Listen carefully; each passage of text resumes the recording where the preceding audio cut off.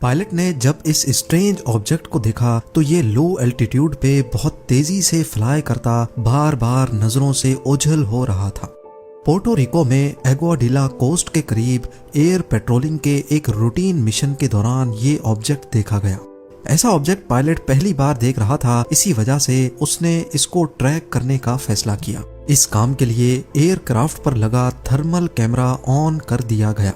ज़ेम-टीवी की वीडियोस में एक बार फिर से खुशामदीद। नाजरीन, इसमें साफ साफ देखा जा सकता है कि ये कोई रग्बी बॉल की शक्ल जैसा मेटेलिक ऑब्जेक्ट है जो एयरपोर्ट के ऊपर फ्लाई कर रहा है। अभी पायलट ने इसको ट्रैक ही किया था कि अचानक इसने एक अनोखा करतब करके दिखाया। ये समंदर की तरफ गया और चंद सेकंड्स के लिए पानी के अंदर चला गया। बाहर निकलने के बाद 4 मिनटों तक दोबारा इसको थर्मल कैमरा ट्रैक करता रहा, लेकिन इसके बाद जो हुआ उसने पायलट और तमाम पेट्रोलिंग क्रू के होश ही उड़ा दिए।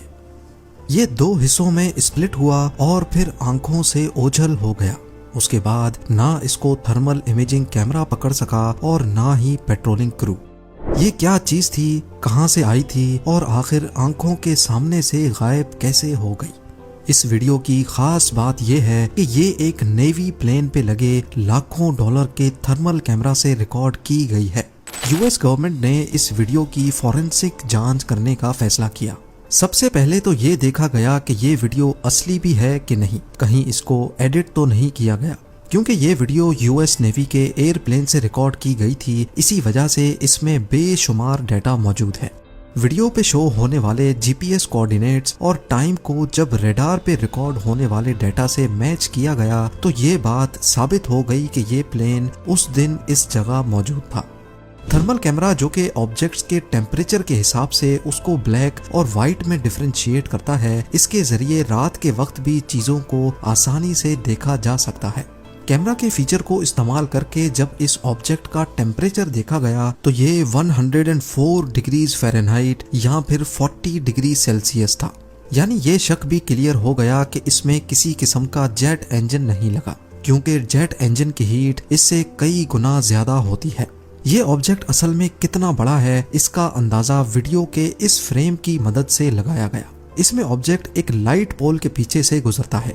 लाइट पोल जो अमूमन सिर्फ 8 या 10 इंच मोटा होता है, उसके मुकाबले में देखा जाए तो ये सिर्फ 3 या 4 फीट से ज्यादा बड़ा नहीं लगता। इतना छोटा ऑब्जेक्ट, क्या ये कोई बैलून तो नहीं? एक्सपर्ट्स का कहना है कि इस दिन हवा की स्पीड 30 किलोमीटर पर आवर थी और ये ऑब्जेक्ट विंड के अगेंस्ट फ्लाई कर रहा था, जो कि किसी बैलून के लिए करना तो इम्पॉसिबल है। इस ऑब्जेक्ट का पानी में जाकर वापस निकलना, 2 हिस्सों में डिवाइड हो जाना और फिर देखते ही देखते इसका गायब हो जाना, ये सब इस बात की निशानी है कि ये कोई मामूली चीज तो नहीं है। गवर्नमेंट ऑफिशियल्स की इन्वेस्टिगेशन के बाद ये नतीजा निकाला गया कि ये वाकई कोई अनआइडेंटिफाइड फ्लाइंग ऑब्जेक्ट यानी यूएफओ है। क्या यूएफओज वाकई में एग्जिस्ट करते हैं? इस सीधे सादे सवाल का जवाब भी सीधा सादा ही है। जी हाँ, यूएफओज एग्जिस्ट करते हैं। ये कोई पहली बार नहीं बल्कि माजी में कई बार लोगों ने अनआइडेंटिफाइड फ्लाइंग ऑब्जेक्ट्स को देखा है। यूएफओज का एग्जिस्ट करना इस बात की निशानी है कि हमारे अर्थ के बाहर कहीं ना कहीं लाइफ की एक ऐसी फॉर्म जरूर मौजूद है जो टेक्नोलॉजी में हमसे बहुत ज्यादा एडवांस्ड है। यूएस नेवी पायलट्स ने एक ऑस्ट्रेलियन न्यूज चैनल को दिए गए इंटरव्यू में साफ साफ बताया है कि दौरान परवाज उनको अक्सर ऐसे अनआइडेंटिफाइड ऑब्जेक्ट्स देखने को मिलते हैं।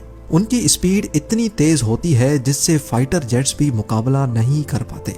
एक पायलट का कहना था कि ये ऑब्जेक्ट्स 20,000 किलोमीटर पर आवर से भी ज्यादा तेज फ्लाई कर सकते हैं, जबकि दुनिया का सबसे तेज उड़ने वाला प्लेन X-15 है जो मैक्सिमम 7,300 किलोमीटर पर आवर की स्पीड तक पहुंच सकता है।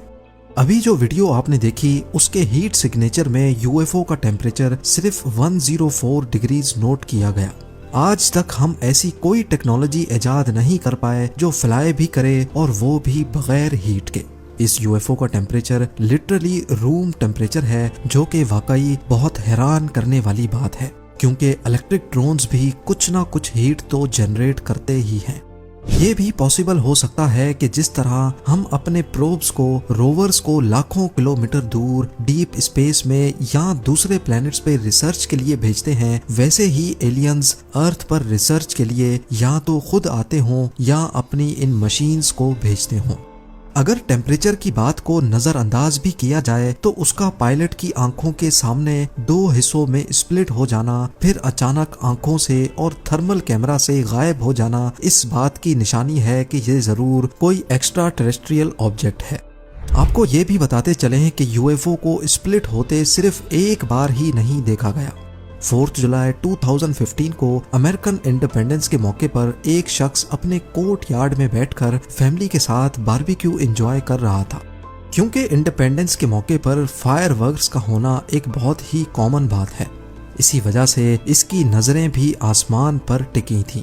अचानक उसने क्या देखा कि चमकती हुई एक चीज आसमान पर बहुत आहिस्ता आहिस्ता चल रही है। पूरे 6 मिनटों के बाद इस अनआइडेंटिफाइड ऑब्जेक्ट ने अपने आप को 2 हिस्सों में स्प्लिट कर दिया।